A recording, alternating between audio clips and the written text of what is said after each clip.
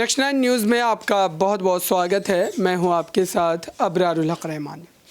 आज उत्तर प्रदेश की सियासत को टटोलने की कोशिश करेंगे और साथ ही एक बड़ा मुद्दा इस वक्त जो चर्चाओं में है लगातार, केशव प्रसाद मौर्य का नाम। दरअसल केशव प्रसाद मौर्य पिछली बार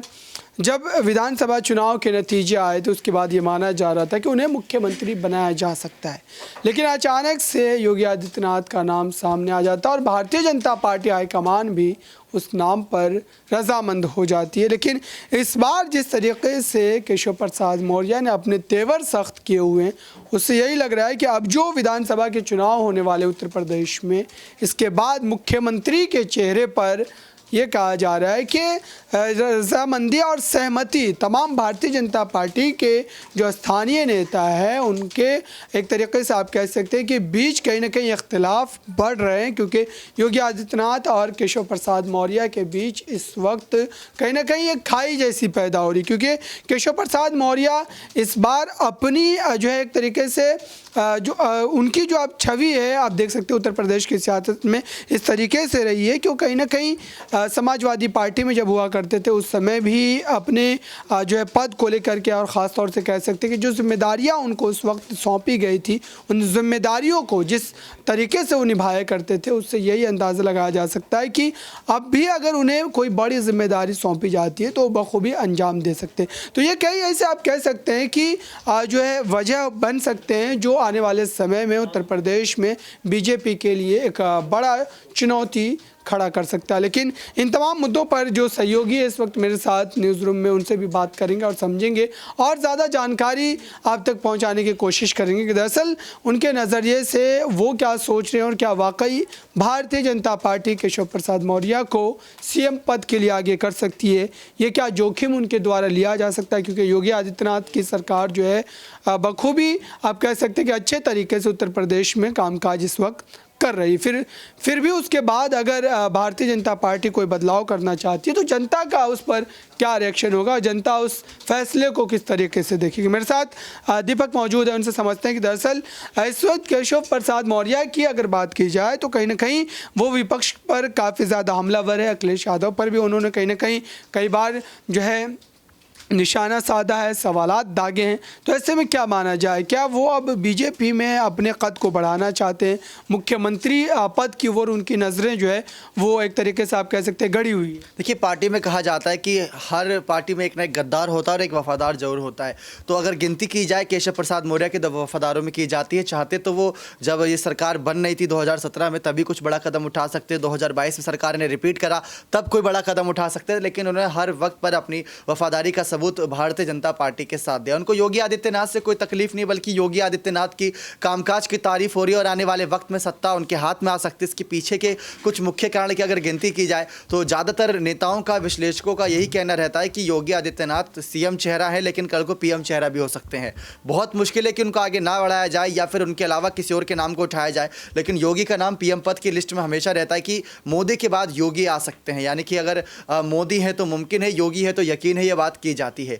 तो उसी तरीके से अगर देखा जाए इन फ्यूचर अभी कभी योगी आगे जाते हैं पीएम पद के चुनावों के लिए या उनका नाम सामने आता है तो फिर मुख्यमंत्री कुर्सी की जो बागडोर होगी केशव प्रसाद जैसे नेताओं को ही सौंपी जाएगी, क्योंकि वही कहीं ना कहीं योगी के बाद बड़े चेहरे के तौर पर आते हैं। लेकिन अखिलेश का ये कहना कि आप अपने विधायकों को तैयार रखो, हमारे साथ आ जाइए, हम आपको मुख्यमंत्री बना देंगे, तो अखिलेश की ये सब चाल है और ये केशव प्रसाद मौर्य भली भांति जानते हैं। और मुख्यमंत्री अगर कहीं ना कहीं केशव प्रसाद मौर्य को बनना होता और अखिलेश ये भी जानते हैं कि केशव प्रसाद मौर्य के साथ विधायकों का समर्थन अच्छा खासा है तो केशव प्रसाद मौर्य बीजेपी से बगावत कर सकते थे, लेकिन आज तक उन्होंने कभी ये सोच विचार अपने मन में लाया नहीं।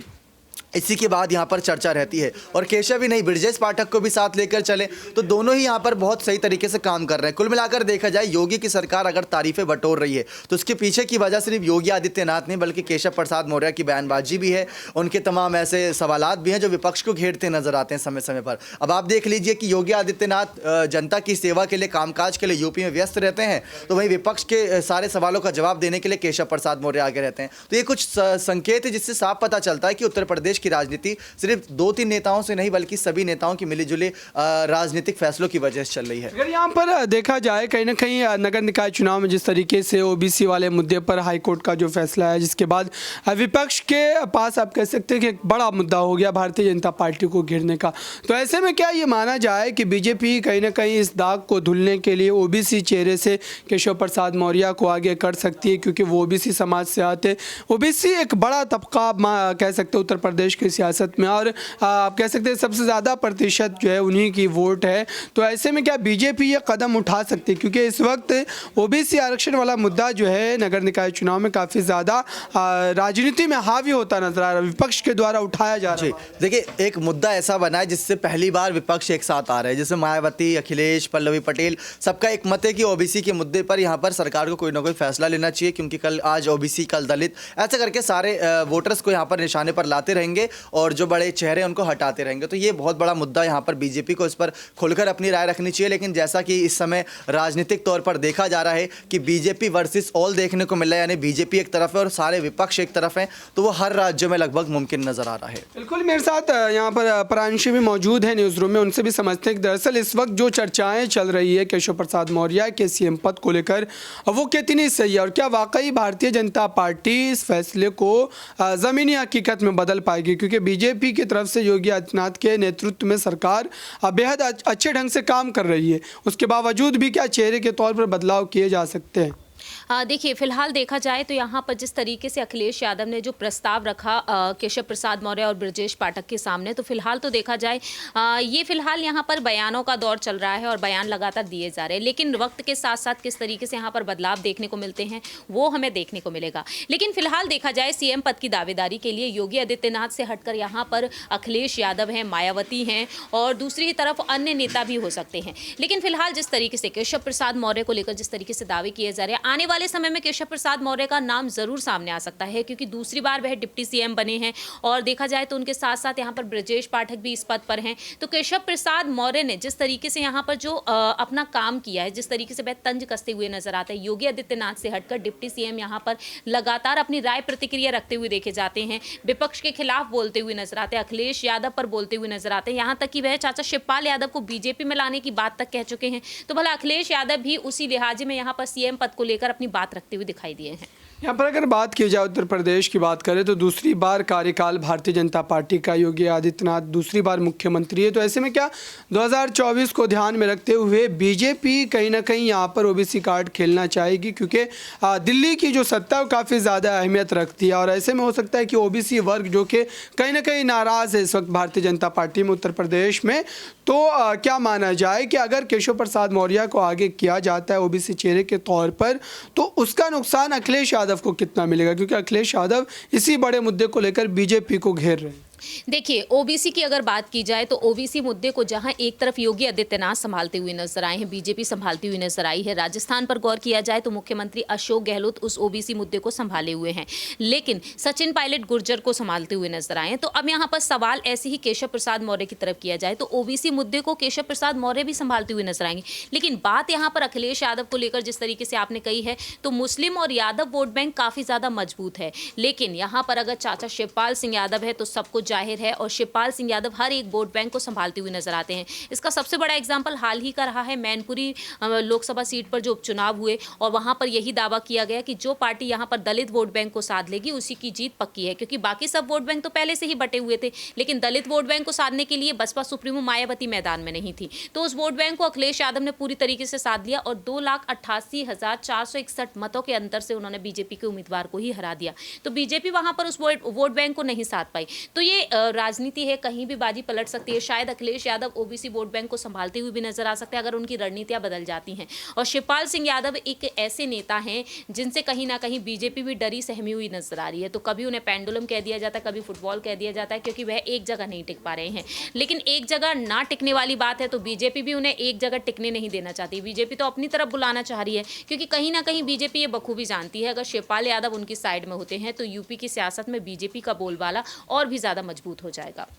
एक आखिरी सवाल रहेगा मेरा MY फैक्टर को लेकर के, जिस तरीके से आपने भी जिक्र किया, तो ऐसे में क्या माना जाए कि आज़म खान जिस तरीके से लगातार हाशिए पर चले गए हैं, आप कह सकते हैं समाजवादी पार्टी में उनका वो रुतबा अब नहीं रहा, तो ऐसे में क्या मुस्लिम वर्ग जो है, अल्पसंख्यक वर्ग जो है, वो कहीं ना कहीं समाजवादी पार्टी पर जो भरोसा हुआ करता था उनका, वो क्या कमा है? और हो सकता है कि विधानसभा चुनाव के समय कहीं ना कहीं सीटों के रूप में सारी चीज़ें देखने को मिली। देखिए, फिलहाल विधानसभा चुनाव की अगर चुनाव के बारे में बात की जाए तो यहाँ पर विधानसभा चुनाव तो अगले 5 सालों तक नहीं होने वाले हैं, क्योंकि इसी साल विधानसभा चुनाव हुए हैं। लेकिन बात यहाँ पर अन्य राज्यों पर किए जाए तो यहाँ पर समाजवादी पार्टी बीजेपी को टक्कर देने के लिए पूरी तरीके से तैयार है। राजस्थान को लेकर बात ये की जा रही, कहीं ना कहीं अंदरूनी तौर से समाजवादी पार्टी कांग्रेस से जुड़ी हुई है, लेकिन दूसरी ही तरफ यहाँ पर भारत जोड़ो यात्रा को लेकर अखिलेश ने साफ तौर पर कह दिया है कि वह भारत जोड़ो यात्रा में शामिल नहीं होंगे। उनकी पार्टी के ही प्रवक्ता ने साफ तौर पर कहा है कि अब अखिलेश यादव कुछ काम में काफ़ी ज़्यादा व्यस्त हैं, लेकिन अन्य नेता उनमें शामिल होंगे या नहीं होंगे ये वक्त के साथ साथ ही पता चलेगा। लेकिन दूसरी ही तरफ मध्य प्रदेश में विधानसभा चुनाव होने वाले हैं, तो सपा यहाँ पर 230 विधानसभा सीटों पर लड़ने की बात साफ तौर पर कह चुकी है। तो विधानसभा चुनावों पर गौर किया जाए तो बीजेपी को कड़ी टक्कर देने के लिए पूरी तरीके से समाजवादी पार्टी तैयार है, और इन विधानसभा चुनाव से होते हुए कहीं ना कहीं लोकसभा का रास्ता खुद ब खुद तैयार होता हुआ नजर आता है। बिल्कुल, तो ये उत्तर प्रदेश की सियासत को लेकर के एक ख़ास पेशकश थी आप तमाम लोगों के लिए। फिलहाल देश दुनिया की तमाम छोटी बड़ी खबरों को जानने के लिए जुड़े रहिए नेक्स्ट 9 न्यूज़ के साथ। मुझे दीजिए इजाज़त, धन्यवाद।